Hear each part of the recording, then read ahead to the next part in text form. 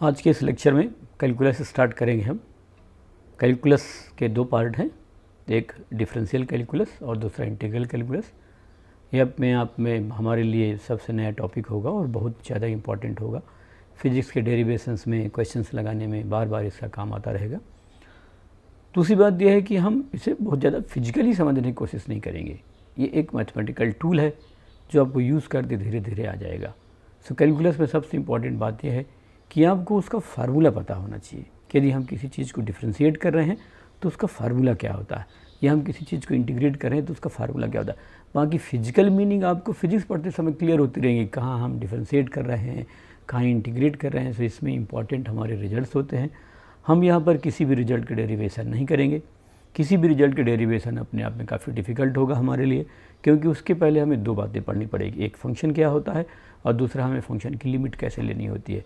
जब तक हम इन बेसिक फंडामेंटल बातों को नहीं पढ़ते हैं तब तक हम इनके डेरिवेशंस नहीं पढ़ सकते हैं और हमें कभी भी इनके डेरिवेशन की ज़रूरत नहीं पड़ती है। सो हम आज के लेक्चर में डिफरेंशियल कैलकुलस स्टार्ट करने जा रहे हैं। सो डिफरेंशियल कैलकुलस में हम रेट ऑफ चेंज स्टडी करते हैं। यदि एक क्वांटिटी दूसरे क्वांटिटी के रिस्पेक्ट में बदल रही है, जैसे मान लेते हैं आप दौड़ रहे हैं तो आपकी पोजीशन टाइम के साथ बदल रही है, तो हम इसे क्या बोलेंगे, rate of change of position with time.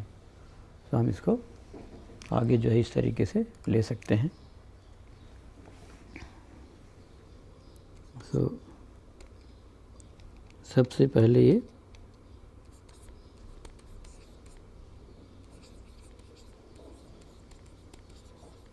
Differential calculus. So differential calculus में हम डेरिवेटिव्स पढ़ेंगे। तो सबसे पहला तो है ऑपरेटर।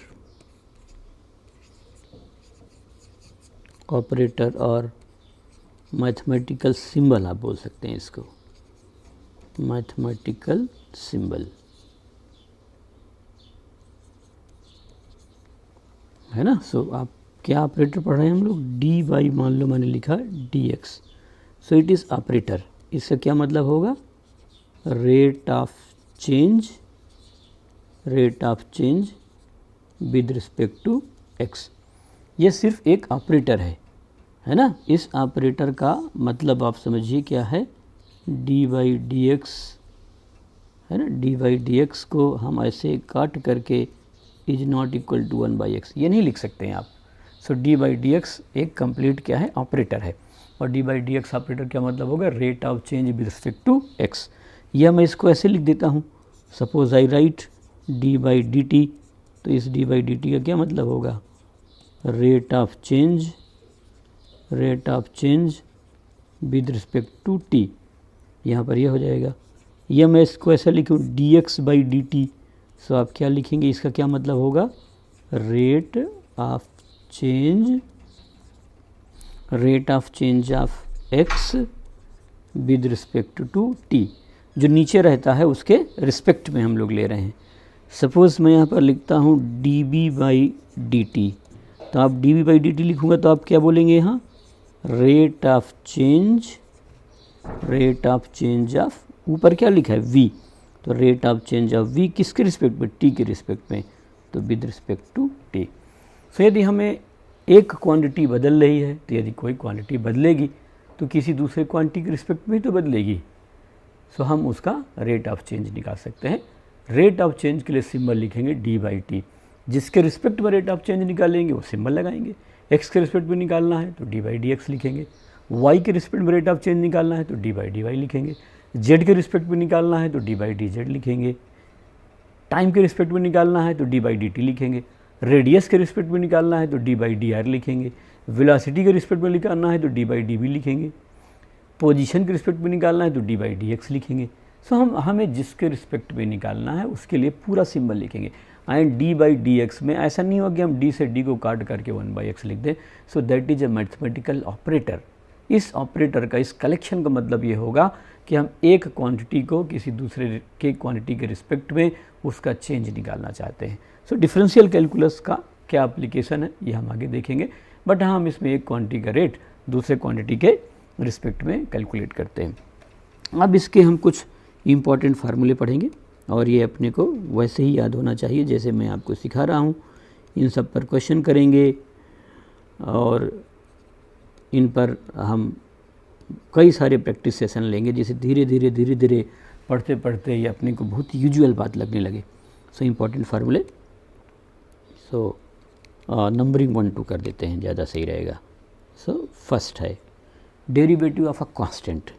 सो मान लो मैंने लिखा d/dx और यहाँ कोई कांस्टेंट सी लिख दिया, तो क्या कांस्टेंट बदलेगा? क्या कांस्टेंट का मतलब होता है जो ना बदले, जैसे 5, 3, पाई, एक्सपोनेंशियल का e, है ना। तो ऐसी कोई वैल्यू जो नहीं बदली वो कांस्टेंट है। और कांस्टेंट, और हम ये क्या चीज़ पढ़ रहे हैं, इसका क्या मतलब हुआ? Rate of change of constant with respect to x। तो चूंकि कांस्टेंट नहीं बदल रहा है तो आप यहाँ नीचे कुछ भी लिख दीजिए, d/dt लिख दीजिए, d/dy लिख दीजिए, d/dz लिख दीजिए, व्हाट एवर यू लाइक, आप वहाँ कुछ भी लिख दीजिए। इसकी वैल्यू हमेशा क्या रहेगी? 0 रहेगी। क्यों? क्योंकि कांस्टेंट बदलेगा नहीं। तो this c is our constant. तो यदि हमारे पास हमारा कोई फंक्शन लें या हम कोई ऐसी चीज़ लें जिसकी वैल्यू कांस्टेंट है और फिर हम उसका रेट ऑफ चेंज निकालें, तो चूँकि कांस्टेंट चेंज नहीं होगा इसलिए उसका डेरिवेटिव क्या होगा? 0। तो यदि पूरा का पूरा फंक्शन कांस्टेंट है तो उसका डेरिवेटिव होगा 0। तो पहले आपको ये ध्यान रखना होगा। मैं अभी इन सब पर एग्जांपल करा दूंगा, है ना। और दूसरा है d/dx x to the power n। So ये फार्मूला होगा n x to the power n minus 1, जहाँ पर n कोई नंबर है, कोई भी कांस्टेंट हो सकता है। So it's a number, rational irrational कोई भी नंबर हो सकता है। So n is a number. जैसे x to the power 3, x to the power 4, x to the power k, x to the power c, कोई भी वहाँ एक नंबर आ जाएगा। So d/dx x to the power n, हम लोग x to the power n को differentiate कर रहे हैं तो इतना हो जाएगा। सो ये तो इसमें आ गया। बाकी अभी मैं आपको मेन बातें सिखाऊंगा। इसके बाद ट्रिग्नोमेट्रिक फंक्शन के लिए वैल्यू आएगी। सो d/dx साइन x मान लेता हूँ, मैं x वेरिएबल ले रहा हूँ, तो साइन का डेरिवेटिव यहाँ पर क्या लिखेंगे? cos x लिख देंगे। और इधर की तरफ लिखेंगे d/dx cos x is equal to minus sine x लिख देंगे। फिर 5 d/dx tan x लिखूँगा। सो tan x की जो वैल्यू है वो किसकी इक्वल हो जाएगी? sec स्क्वायर x के इक्वल हो जाएगी। सो d/dx tan x आ गया। इसके बाद हम यहाँ पर ये लिखेंगे d/dx cot x को डेरिवेटिव निकाल रहे हैं, तो ये आ जाएगा माइनस। अभी इतने सारे याद करने की ज़रूरत नहीं है आपको। अभी आप जो फिज़िक्स पढ़ रहे हैं उसमें आपको इन 4 फार्मूले के अलावा कोई काम ही नहीं पढ़ने वाला है।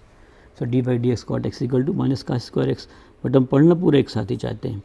सो d/dx sec x ले लेंगे, मैंने 6 ट्रिग्नोमेट्रिक फंक्शन बताए थे आपको। सो यहाँ पर कितना हो जाएगा? sec x into tan x, and d/dx यह किसकी इक्वल हो जाएगा? cosec x की इक्वल हो जाएगा। तो minus cosec x into cot x, इतना आ गया। सो इस तरीके से हम इसको बता सकते हैं। एक इन सब में फार्मूला, इन सब पर मैं अभी क्वेश्चन कराऊंगा, ये सब क्लियर हो जाएंगे। This is a list of equation. तो d/dx e to the power x, so it is e to the power x। और फार्मूला नंबर 10 लिख लेता हूँ, d/dx ln x क्या है? log base e। ये मैं आपको आगे सब क्लियर कर दूंगा, है ना। सो अपने को अभी इस पर कोई ज़्यादा परेशान होने की जरूरत नहीं है। So these are important results. तो ये आपको 10 रिजल्ट जरूर याद होना चाहिए, है ना।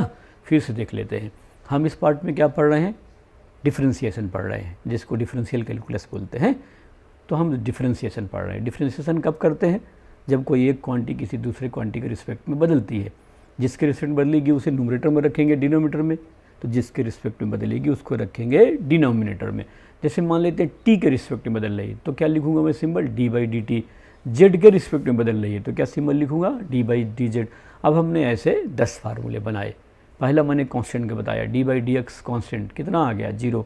दूसरा फार्मूला मैंने बताया d/dx x to the power n, where n is any number, constant है वो, एक नंबर है।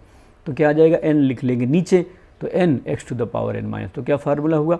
जो ऊपर पावर है उसको कहाँ मल्टीप्लाई करेंगे? नीचे। और पावर ऊपर कितना कम कर देंगे? 1 कम कर देंगे। मैं अब आज इस पर ही आपको क्वेश्चन कराऊंगा। इसके बाद फिर ट्रिग्नोमेट्रिक फंक्शन में आ गए। ट्रिग्नोमेट्रिक फंक्शन 6 होते हैं, तो 6 फार्मूले देखो यही हो गए। साइन x का derivative cos x, cos x का derivative minus sine x, tan x का derivative sec square x, cot x का derivative minus cosec square x, sec x का derivative sec x into tan x and cosec x का derivative minus cosec x cot x. अब कहाँ minus लगाना है, कहाँ minus नहीं लगाना है, ये बहुत आसान है। जो सी से स्टार्ट हो रहा है, जो सी से स्टार्ट हो, जैसे कॉस सी से स्टार्ट है तो उसका आंसर किस में है, माइनस में। कॉट किससे स्टार्ट है, सी से, उसके सामने क्या लगाना है, माइनस। एंड कॉसिक वो भी किससे स्टार्ट हो रहा है, सी से, तो उसके पहले क्या लगाना है, तो ट्रिग्नोमेट्रिक फंक्शन के डेरिवेटिव में वो फंक्शन जो सी से स्टार्ट होते हैं उनके पहले हमें क्या लगा देना है, माइनस लगा देना। तो ऐसे करके आप इसको पहले 2 बार 3 बार रफ में लिखिए, डेली एक बार का रूल बना लीजिए कि 4 दिन 5 दिन तक आप रफ में लिखेंगे, धीरे धीरे आपको ये सारे रिजल्ट जो है याद हो जाएंगे। तो ये अब मैंने आपको इंपॉर्टेंट फार्मूले पढ़ा दिया। अब इसमें हम कुछ इंपॉर्टेंट आइडेंटिटीज़ लिख सकते हैं, ये हम इंपॉर्टेंट रिजल्ट्स लिख सकते हैं, है ना। सो हमें 4 इंपॉर्टेंट रिजल्ट्स हैं जिनका आगे काम आएगा। सो इंपॉर्टेंट रिजल्ट्स या इंपॉर्टेंट डेरिवेशन, इंपॉर्टेंट फार्मूले, कुछ भी आप इसको बोल सकते हैं। सो फर्स्ट है सम के लिए कि हमें 2 फंक्शन को एक साथ डिफ्रेंशिएट करना है। तो यदि आप 2 को एक साथ करना चाहते हैं तो आप मान लो उसके सम का करना चाहते हैं। सो f1 प्लस f2 को करना चाहते हैं तो df1 by d x plus df2 by d x यहाँ हो जाएगा। Second d by d x यहाँ f1 माइनस f2 हो जाएगा। सो df1 by d x minus df2 by d x यहाँ हो जाएगा। ये थर्ड है d by d x f1 into f2 product, तो यहाँ क्या लिखेंगे, first function derivative of the second plus second function derivative of the first. ऐसे हो गया, first function derivative of second, second function derivative of the first, और उसको जोड़ दिया। भाई आपको 2 फंक्शन का लेना है, 2 फंक्शन को डिफ्रेंशिएट करना है, तो या तो दोनों फंक्शन का सम होगा, या तो दोनों फंक्शन का डिफरेंस होगा, या तो दोनों फंक्शन का प्रोडक्ट होगा, या तो दोनों फंक्शन का क्या होगा, कोसेंट डिवीजन होगा, रेशियो होगा। सो मैं रेशियो वाला बता देता हूँ, d by d x f1 divide by f2। सो ये फार्मूला थोड़ा याद रखने में अच्छा रहेगा। f2 है, सो नीचे आप लिखेंगे f2 का स्क्वायर और यहाँ लिखेंगे f2, फिर यहाँ d by d x f1 minus यहाँ लिखेंगे f1 d by d x f2, बस हो गया। सो ये ध्यान रख लेंगे, अभी तुरंत इसका कोई काम नहीं आने वाला है। सो 10 रिजल्ट्स मैंने आपको पहले पढ़ाए और 4 रिजल्ट्स यहाँ पर पढ़ाए, तो इस तरीके से अपने पास टोटल 14 रिजल्ट्स हो गए। ऐसा नहीं है कि एक साथ फिजिक्स में हमारा काम आएगा, but it is worth remembering, worth practising. आप इसकी प्रैक्टिस करिए, आपके लिए बड़ी यूजुअल बात होनी चाहिए। इनमें से हम किसी के डेरिवेशन पर नहीं जा रहे हैं। जो कोर मैथमेटिक्स पढ़ते हैं उनको क्लास 12th में पढ़ाया जाता है, 11th में तब भी नहीं पढ़ेंगे आप, या 11th में लास्ट में बेसिक इंट्रोडक्शन के फॉर्म में लोग पढ़ा देते हैं। सो ऐसे ले सकते हैं। अब हम इसमें क्वेश्चन लगाएंगे, है ना। So d by d x x to the power n पर हम क्वेश्चन लगाना चाहते हैं, है ना। सो मैं कैटेगरी वाइज डिवाइड करके बताऊंगा आपको। So questions based on x to the power n, ये हो जाएगा। सो इसमें जो है हमें फंक्शन का डेरिवेटिव निकालना है। सो एक एक क्वेश्चन कर लेते हैं। सो पहला t बाई डी एक्स 5, इसको बताना। सो कैसे बताएंगे, 5 क्या है, एक कांस्टेंट है, तो 5 इज ए कांस्टेंट, कांस्टेंट है तो कांस्टेंट का डेरिवेटिव तो कुछ होगा नहीं, देखो। So d by d x 5 is equal to क्या हो गया, 0, ये हो गया यहाँ पर। Second d by d x 1/3, इसका बताना है कि इसका डेरिवेटिव क्या होगा, है ना। सो ये भी हम बहुत आसानी से बता पाएंगे। 1/3 इज कांस्टेंट, ये तो कोई वैल्यू चेंज होगी नहीं ना। सो जब कांस्टेंट है so d by d x 1/3 ये क्या आ जाएगा, 0 आ जाएगा। सो हम इस तरीके से इसको बता सकते हैं। सो 5 हो गया, 1/3 हो गया, कोई भी यदि हमें कांस्टेंट दिया हुआ है तो उस कांस्टेंट का डेरिवेटिव क्या होगा, 0 के बराबर आ जाएगा। थर्ड मेरे को बताना है कि मैं तो d by d x x cube का निकालना चाहता हूँ, ठीक है। तो x to the power n का फार्मूला क्या बताया था, यह मैं लिखता हूँ अभी, d by d x x to the power n, तो यहाँ हो जाएगा n x to the power, जहाँ पर भी आप फॉर 1 लिखिए उस पेज में आप लिख लीजिए धीरे धीरे। कोई दुनिया में कैसे पढ़ता है अपने से कोई लेना देना नहीं होना चाहिए। आपने तो फंडामेंटल तरीके से सब्जेक्ट सीखे, मैथमेटिक्स और फिजिक्स जितना फंडामेंटल समझते होंगे हम वो सब कुछ कर सकते हैं, कोई ऐसी कोई बात नहीं है। और मेमोरी पर भी अपने को जोर कभी भी नहीं आएगा। So d by d x x to the power n, जहाँ पर n कोई एक नंबर होता है तो यहाँ पर n कितना है 3 है, तो नंबर हमारा कितना हो गया 3 हो गया। तो फार्मूले में क्या है, जो पावर है उसको पहले लिखेंगे नीचे।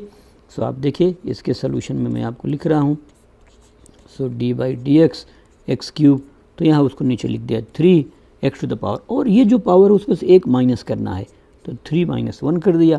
सो आप देखिए 3 तो ये रहा, ये एक्स 3 - 1 2 हो गया।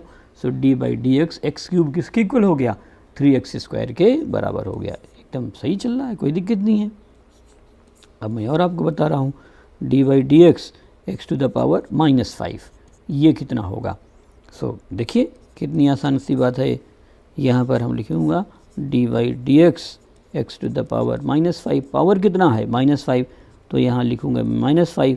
तो यहाँ पर ऊपर n था तो नीचे पहले यहाँ n नीचे लिख लिया, फिर आप लिखेंगे x, तो x लिख दिया, फिर क्या लिखते हैं n - 1, तो n की जगह कितना है -5 - 1, सो ये किसके इक्वल हो जाएगा -5 x टू द पावर -6, ये आ गया इस तरीके से। तो -5 x टू द पावर -6 हो गया। ठीक है, अब मेरे को लगता है कि आप आसानी से बता पा रहे हैं।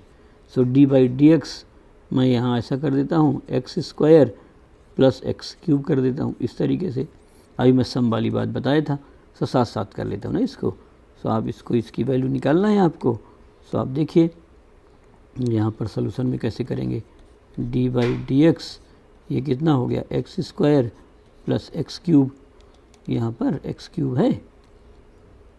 सो यहाँ पावर 2 है तो कितना हो जाएगा 2x टू द पावर 2 - 1। धीरे धीरे आपको माइनस नहीं लिखना पड़ेगा, आप डायरेक्ट भी माइनस कर लेंगे। ऊपर 3 आ गया तो 3 टू द पावर 3 - 1। सो यहाँ कितना हो जाएगा 2x + 3x², इस तरीके से आ जाएगा। सो 2x + 3x² आ गया। सो ऐसे सॉल्व कर सकते हैं। यहाँ पर d by d x 4x to the power 4 इसकी वैल्यू बताना है। सो आप बहुत आसान है, ऐसा नहीं कि 4 का 0 कर दें, ये अकेला कांस्टेंट नहीं है, ये पूरा फंक्शन थोड़ा कांस्टेंट है। ये तो ठीक है हमने कांस्टेंट से उस फंक्शन को मल्टीप्लाई रखा, बट पूरा जो फंक्शन है दैट्स अ वेरिएबल, क्योंकि वहाँ x है और x वेरिएबल है, तभी तो हम x की रिस्पेक्ट में यहाँ पर क्या कर रहे हैं, डिफ्रेंशिएट कर रहे हैं। सो आप यहाँ पर क्या लिखेंगे d by d x 4x to the power 4। अब आपको क्या बताया था कि इस पावर का नीचे मल्टीप्लाई कर देते, यहाँ तो ऑलरेडी 4 है। सो ये 4 तो पहले से वो नीचे मल्टीप्लाई होगा, तो 4 × 4 और x टू द पावर कितना हो गया 4 - 1। सो 4 × 4 इज 16 × x³। सो इस तरीके से हम क्या कर सकते हैं, इनके डेरिवेटिव्स लगा सकते हैं। क्लियर हो गया मेरे को लगता है। अब मैं आपको 2 इम्पॉर्टेंट डेरिवेटिव बता रहा हूँ क्वेश्चन, जिनका हमारा काम पड़ता है ना। ठीक है, सो यहाँ पर हम अब क्वेश्चन लिख लेते हैं, evaluate. First D by d x केवल x, ये कितना होगा है ना। सो सॉल्यूशन में आप लिखिए D by d x x का मतलब x पर पावर कितना है 1, तो 1 का यहाँ multiply into x to the power 1 - 1, 1 - 1 कितना हो गया 0, तो 1 × x to the power 0, x to the power 0 इस किसी पर भी पावर कितना होता है 0 1, सो 1 आ गया। सो इस तरीके से किसकी वैल्यू आ गई 1 की इक्वल हो गई। So d x by x it is 1। So उस फंक्शन का उसी के रिस्पेक्ट में डेरिवेटिव हमेशा कितना होगा 1 के इक्वल होगा। या मैं आप ऐसे लिख देता D t by d T, उसी के रिस्पेक्ट में तो कितना हो जाता 1 हो जाएगा। या मैं क्या लिख दूँ यहाँ d y by d y लिख दूँ, सो किसके इक्वल हो जाएगा 1 के इक्वल हो जाएगा। सो उसी फंक्शन का उसी के रिस्पेक्ट में डेरिवेटिव हमेशा कितना होगा 1 के बराबर होगा। सो एक तो देखिए आपको ये ध्यान रखना है ना, ये याद ही रखना है डी बाई डी एक्स। एक में 1/x का आपसे और पूछना चाहता हूँ। सो आप यहाँ पर बता सकते हैं d by d x 1/x आ गया। अब D by d x 1/x जो हम लिख रहे हैं उस 1/x में कैसे लिखेंगे d by d x x to the power -1 है ना। नीचे x⁻1 है, ऊपर जाकर के -1 हो गया।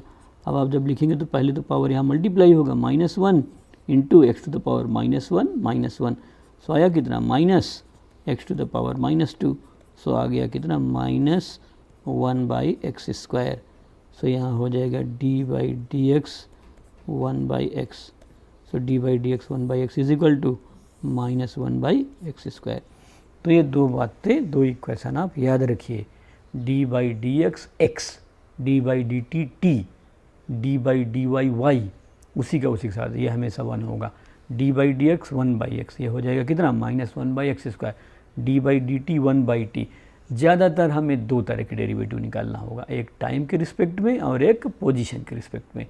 यदि टाइम के रिस्पेक्ट में निकालना है तो d/dt लिखेंगे, पोजीशन के रिस्पेक्ट में निकालना है तो अब वो पोजीशन आप x से लिखते हैं, y से लिखते हैं, z से लिखते हैं, या आप मान लेते हैं स्फेरिकल कोऑर्डिनेट में काम कर रहे हैं तो r से लिखते हैं, है ना। सो हम तो सिंपल रेक्टेंगुलर कोऑर्डिनेट्स में काम करते हैं 10+2 पर, इसलिए हम इसको इस तरीके से लिखेंगे। तो d/dx कितना आ गया 1/x, जो -1/x के 1/x² की इक्वल हो गया। सो आप ये ध्यान रखना है अपने को, d/dx x का ये dx/dx आप लिख सकते हैं। सो 1/x है तो -1/x² हो जाएगा। अब सपोज़ कि मैं यहाँ पर कुछ और वैल्यू लिख देता हूँ, d/dx 1/x², मैं आपका इससे इवैल्यूएशन कराना चाहता हूँ। सो आप देखिए कैसे लिखेंगे, d/dx x⁻2, नहीं अभी मैं पूरा क्वेश्चन ही लिख लेता हूँ।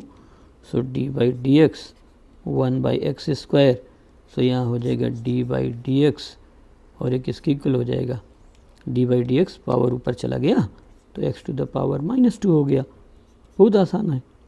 सो ये -2 यहाँ नीचे आ गया और x⁻2 -1 तो -3 हो गया। सो किसकी इक्वल हो जाएगा -2⁻3, या आप चाहें तो इसको नीचे लिख सकते हैं।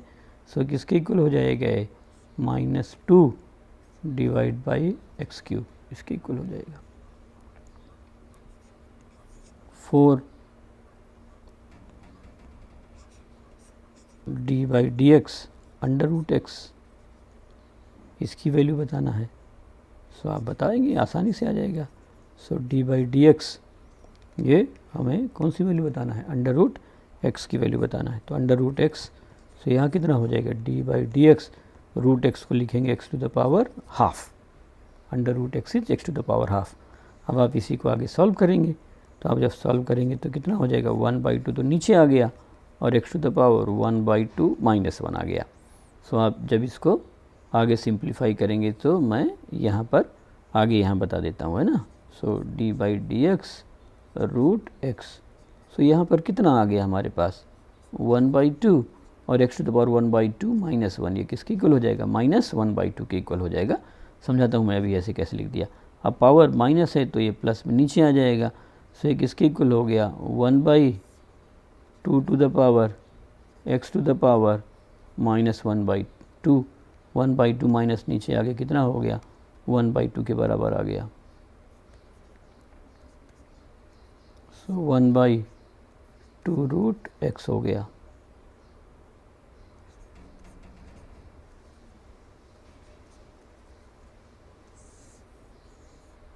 ये आ गया। मैं वहाँ कैसे बताया था, यहाँ पर ये हमारा रफ चल रहा है ना। 1/2 -1, ये मैंने बताया -1/2 कैसे होगा। सो 2 एलसीएम ले लीजिए, 1 - 2, सो किसके इक्वल हो गया -1/2 के इक्वल हो गया। कैसे आपको सॉल्व करना है आप देख लीजिए। छोटी छोटी बातों में भी हमें दिक्कत रहती है। बहुत सारे बच्चे 9th-10th पास करके आते हैं, लेकिन अपने को बेसिक लेवल पर प्रॉब्लम होती है। प्रॉब्लम होना, छोटी चीज़ सॉल्व नहीं कर पाना, ये कोई ख़राब बात नहीं है। ख़राब बात यह है कि उसको डेवलप नहीं करना। अपने को यदि बेसिक बात भी नहीं आती, अपने 1/2 + 1/3 नहीं जोड़ पा रहे हैं और ऐसा हम अगले 2 साल तक भी नहीं जोड़ पा रहे हैं, वो ख़राब बात है। यदि अपने को बहुत बेसिक कैलकुलेशन आता है तो उसको लिखें, उसको सॉल्व करें। नहीं आता है तो किसी डिस्कस करें, लेकिन उसको सीख लें, क्योंकि एलिमेंट्री कैलकुलेशन के बिना हम अपनी साइंस को आगे कभी भी नहीं बढ़ा सकते हैं। सब मेरे लेक्चर में यदि कहीं बेसिक बात आएगी तो मैं तो निश्चित रूप से उसको बता दूंगा, मेरे को कोई समस्या नहीं होती बताने में। सो मैंने 2 एलसीएम ले लिया तो 1 - 2 और यहाँ मैंने कितना लिख दिया -1/2, इसीलिए 1/2 -1 को मैंने कितना लिख दिया -1/2। अब पावर ऊपर है तो मैं कहाँ ले आया, उसको नीचे की तरफ ले आया। सो मैंने यहाँ पर वो जो नीचे लाया है वो कैसे ले आया हूँ, आपको एक्सपोनेंट के रूल पता होंगे कि a⁻m है तो इसको मैं कितना लिख सकता हूँ 1/a⁻m लिख सकता हूँ। तो जो ऊपर माइनस था वो नीचे आकर के प्लस हो गया। तो इस तरीके से बता सकते हैं, बस ठीक है। तो ये नीचे आ गया या रूट में आ गया। सो आप देखिए, आप इस रिज़ल्ट को भी याद रखिए। कुछ आपको रिज़ल्ट अभी मैं लिखा दूंगा, क्या याद रखना है, d/dx √x किसके इक्वल हो गया 1। कुछ फ्रिक्वेंट हैं जो बार बार आएंगे, तो जो फ्रिक्वेंट है बार बार आएंगे तो आप क्वेश्चन लगाते समय फार्मूला क्यों लगाएंगे, आप तो सीधे लिखेंगे ना d/dx कांस्टेंट है तो 0, d/dx x है तो 1, d/dx 1/x है तो -1/x², और d/dx √x है तो 1/2 √x। तो इस तरीके से हम क्या कर सकते हैं, इसको सॉल्व करके बता सकते हैं। अब मैं एक क्वेश्चन और आपको जरा करा के देखता हूँ। तो d/dx 1/√x ये बताना है।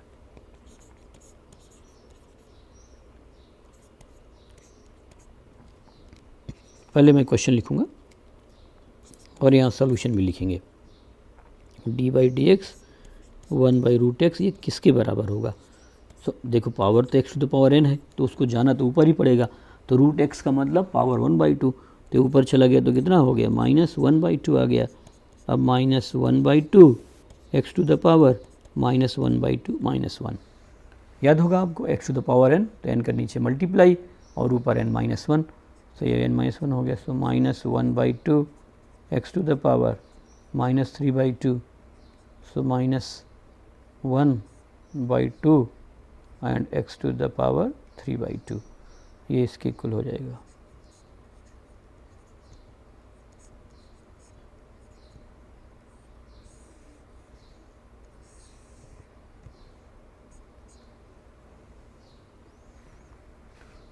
ठीक है, तो इसको मैं कुछ नोट करके आपको लिखा देता हूँ, है ना। नोट का मतलब आप ऐसे ही कॉपी में भी नोट बनाएंगे वहीं पर। तो आप जो है कुछ इम्पोर्टेंट नोट्स हमने पढ़ा।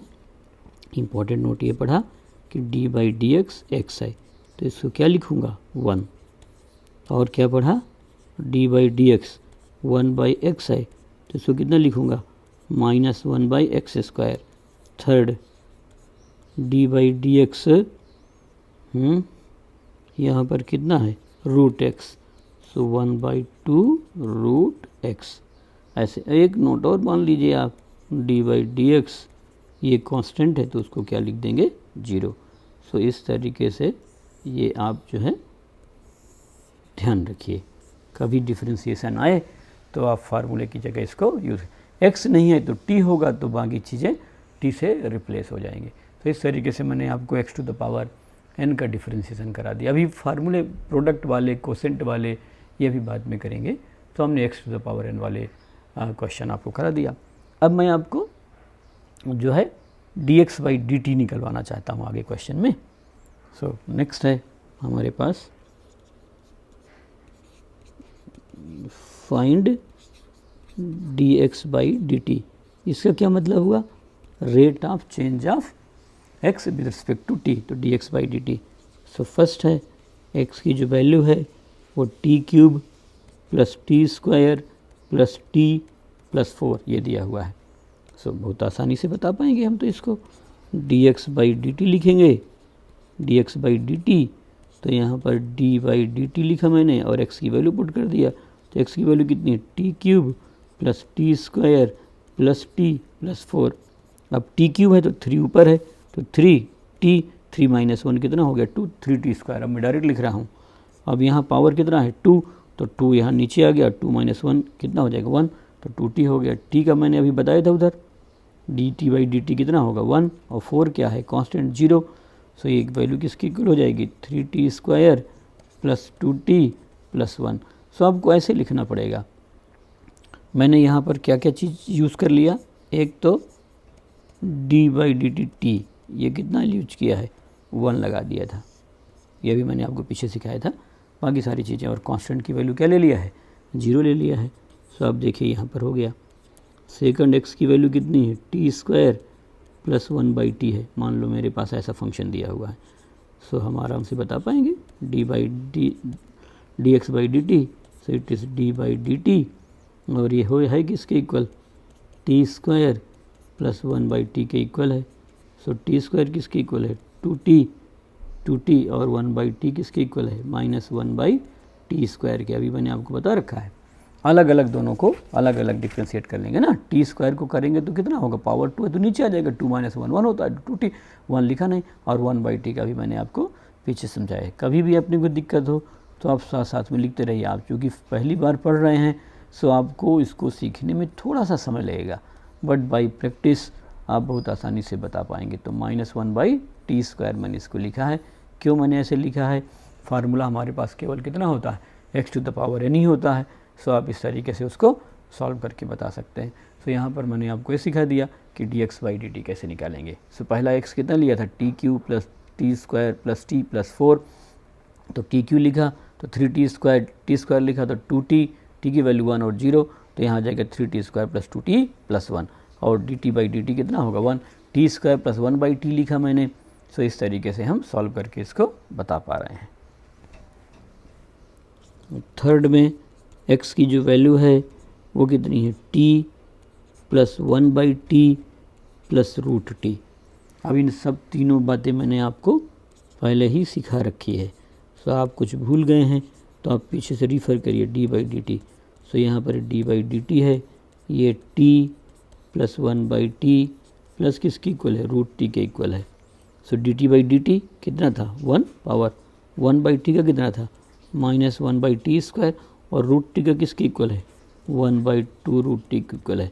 अब यदि आपको इसमें अभी कोई भी बात प्रैक्टिस नहीं है सो आप उधर से जो है देख सकते हैं। सो मैंने क्या क्या यूज़ कर लिया, D t by d T की वैल्यू कितनी लिख दिया मैंने, 1, D by d T 1 by T कितना हो गया है, -1 बाई टी स्क्वायर, और आगे डी बाई डी टी इधर की तरफ रूट टी, सो किसकी इक्वल हो जाएगा, 1 बाई 2 रूट टी के इक्वल हो जाएगा। सो अब मैं आपको ट्रिग्नोमेट्रिक फंक्शन के डेरिवेटिव सिखा देता हूँ, है ना। So differentiation of t functions, differentiation of t functions, ठीक है। सो क्वेश्चन ये है कि इवेल्युएट, इनकी वैल्यू निकाला जाए। सो पहला d by d t 3 sine t, इसका बताना है। सो आसानी से बता सकते हैं, d by d t 3 sine t, तो 3 तो कांस्टेंट ही है, ये तो बाहर ही आ गया, है ना। अकेला कांस्टेंट 3 होता तो 0 लिख देते, बट 3 है तो ये तो बाहर आ गया, इसका तो कोई डेरिवेटिव होगा नहीं, तो चेंज होगा नहीं।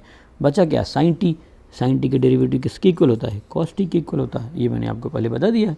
तो 3 साइन टी का डेरिवेटिव कितना हो गया, 3 कॉस टी हो गया, साइन के डेरिवेटिव कॉस 3 आ गया हमारा बाहर। अब यहाँ पर आ जाएगा डी बाई डी टी, यहाँ पर 3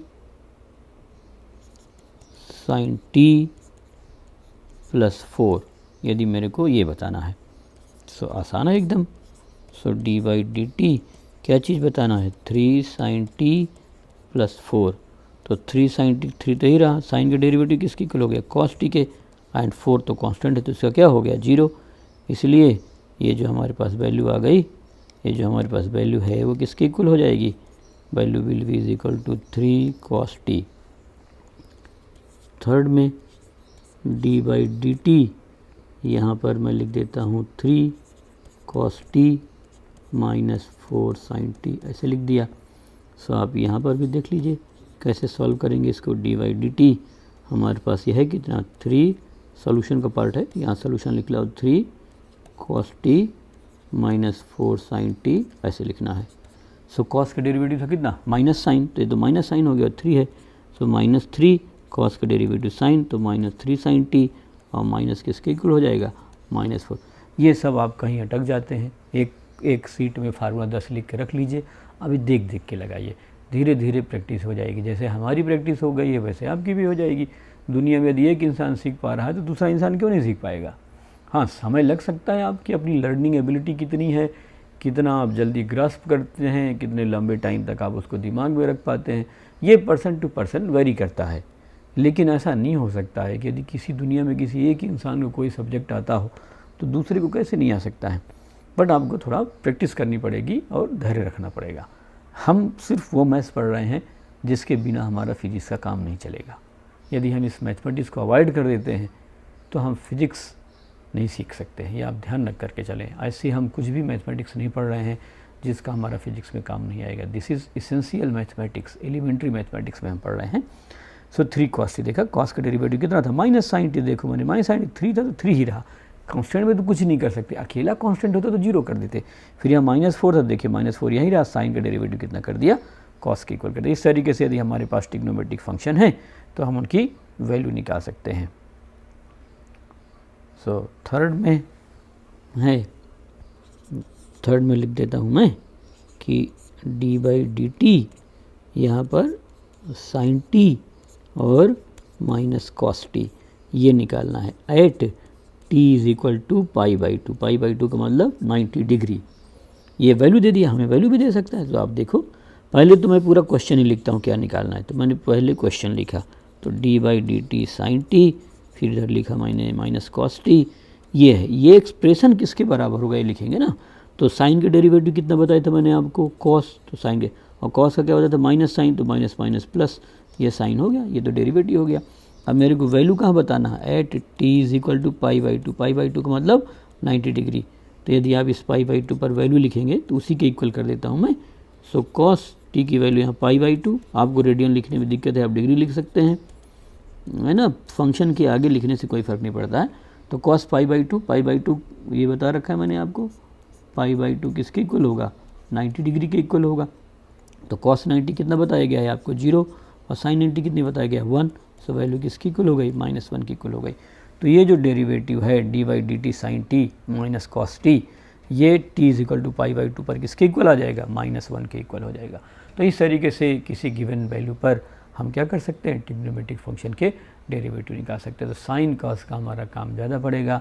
tan वाले फंक्शन भी ले सकते हैं बट बहुत कम, tan है, sec है, इनके डेरिवेटिव हमारे फिजिकली कम आएंगे। मैथमेटिक्स में तो हम मैथमेटिकल फंक्शन प्रैक्टिस करने के लिए कुछ भी कर सकते हैं, बट प्रैक्टिकली जब आप क्वेश्चन लगा रहे होंगे तो आपको साइन और कॉस के अलावा आगे और कोई चीज़ नहीं आएगी। तो अभी ये बेसिक इक्वेशन पढ़े, इसके बाद अभी आगे फंक्शन और फंक्शन पढ़ेंगे। There are so many things जिनको अभी हम आगे चल करके सीखेंगे। तो यदि हमें किसी वैल्यू पर निकालना है d/dt sin t -cos t, तो मैंने कोई वैल्यू दे करके आपको निकलवा दिया। तो इस तरीके से वैल्यू निकाल सकते हैं। मान लो हम यहीं पर कुछ और वैल्यू ले लेते कि भाई इसी की वैल्यू आप जो है 0 डिग्री पर निकालिए, 180 डिग्री पर निकालिए, तो हम उसकी वैल्यू रख सकते थे। सो हम इस तरीके से ट्रिग्नोमेट्रिक फंक्शन का डेरिवेटिव क्या कर सकते हैं, इवेल्युएट कर सकते हैं। ऐसे कई प्रैक्टिस सेशन हम लोग ले लेंगे, ऐसी कोई दिक्कत वाली बात नहीं है। अब नेक्स्ट हमें बताना है डेरिवेटिव ऑफ एक्सपोनेंशियल फंक्शन। हो सकता है कि अभी आप एक्सपोनेंशियल नहीं जानते हो कि एक्सपोनेंशियल का क्या मतलब होता है। सो अब आगे मैं आपको बताऊंगा, सीरीज एक्सपेंशन में सिखा दूंगा कि एक्सपोनेंशियल का क्या मतलब होता है। सो मेरे को एक्सपोनेंशियल का function e to the power x, e to the power -x, e to the power t, e to the power -t इस तरीके से बताना है, जहाँ e एक नंबर है जिसकी वैल्यू 2 और 3 के बीच में होती है। तो ये एक कांस्टेंट है, एक इरेशनल नंबर है जिसकी वैल्यू 2 और 3 के बीच में होती है। ये ज़रूरत पड़ने पर सब अपने को आ जाएगा, अभी तो हम केवल फार्मूला सीख रहे हैं, है ना। सो क्वेश्चन है इवेल्युएट। सो इवेल्युएट कर लेते हैं हम लोग। First d/dx 4 e to the power x को। सो आप देखिए सोल्यूशन में कैसे बता सकते हैं, d/dx 4 e to the power x यहाँ है। सो 4 तो कांस्टेंट ही है, इसका तो कुछ हुआ नहीं। i to the power x का डेरिवेटिव कितना बताया था, e to the power x बताया था, ऐसे आ जाएगा। ठीक है, ऐसे हो सकता है। d/dx e to the power -x मान लो निकालना है। सो ये आप ध्यान रखना, माइनस ऊपर रहते हैं माइनस लिख लेना, i to the power -x।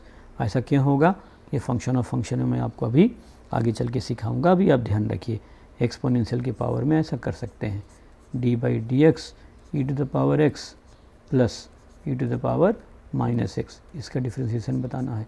सो इसका डिफ्रेंशिएशन बता सकते हैं बहुत आसानी से हम, कोई दिक्कत वाली बात नहीं है। सो यहाँ मैंने जो हम पॉलिसी फॉलो करते चले आ रहे हैं उसी पर काम करें। सबसे पहले सॉल्यूशन लिखेंगे d/dx e to the power -x। So यहाँ माइनस है तो माइनस लिख देंगे या e to the power -x ऊपर ही लिख देंगे, इसी तरह इसका लिखना है। सो मैं यहाँ लिखा solution d/dx e to the power x plus e to the power -x। So e to the power x का derivative e to the power x और e to the power -x का minus e to the power -x। बस आप ये ध्यान रख लीजिए।